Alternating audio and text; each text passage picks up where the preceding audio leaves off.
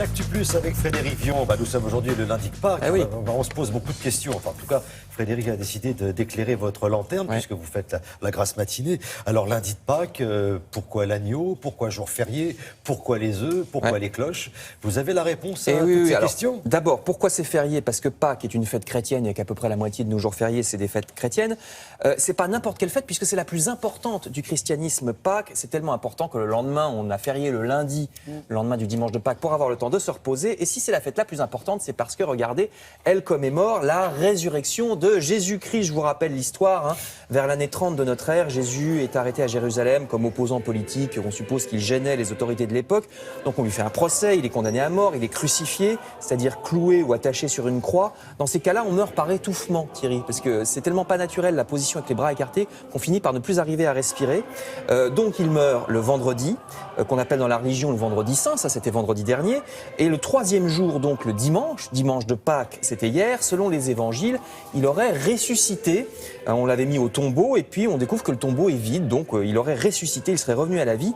Et c'est cette résurrection qui marque rien de moins que le début du christianisme, parce que c'est vraiment là que le christianisme est créé de manière indépendante, alors que jusque-là c'était plutôt une des variantes du judaïsme. Donc vous voyez ici le pape, ça c'était hier au Vatican, qui célèbre cette fête la plus importante pour les chrétiens dans l'année. C'est même plus important que Noël d'ailleurs. On a tendance à l'oublier et croire que Noël est la fête principale. Non, c'est plutôt Pâques.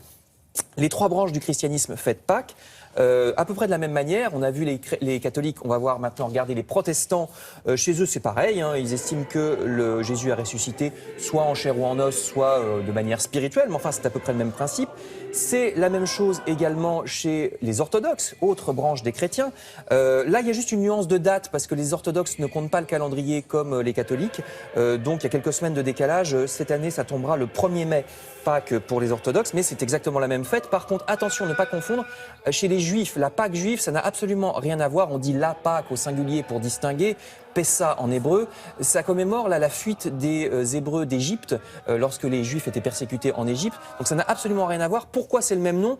Parce que la crucifixion de Jésus aurait lieu pendant la Pâque juive. Donc c'est pour ça que ça porte le même nom, mais ça n'a absolument rien à voir.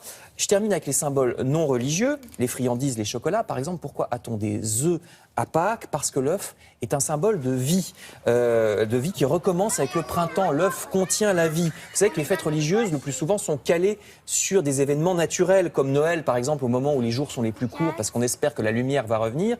Eh bien, les œufs, c'est la même chose. Les œufs, c'est la résurrection de la nature et aussi de Jésus au moment du printemps, d'où les œufs de Pâques. Symbole de vie également, que ce qu'on trouve plutôt dans les pays anglo-saxons, le lapin. Pourquoi lapin de Pâques? Vous savez pas ça, Non. Parce que le lapin est prolifique. On se reproduit comme des lapins. Donc c'est pareil, c'est le symbole du renouveau du printemps, du renouveau de la nature. Enfin, l'agneau. Pourquoi est-ce qu'on mange souvent de l'agneau à Pâques? Parce que Jésus-Christ est appelé aussi l'agneau de Dieu, agneau qui prend sur lui les péchés du monde comme un bouc émissaire. Agneau, c'est la même chose. D'ailleurs, ça se retrouve aussi dans le judaïsme, cette symbolique de l'agneau. Ce qui nous amènera à la prochaine fête chrétienne qui est le jeudi de l'Ascension, le 5 mai, puisque Jésus, après avoir, j'allais dire résurrectionné, après avoir ressuscité, passe 40 jours sur la terre et ensuite monte au ciel, monte, ascension. Ça sera donc le 5 mai cette année.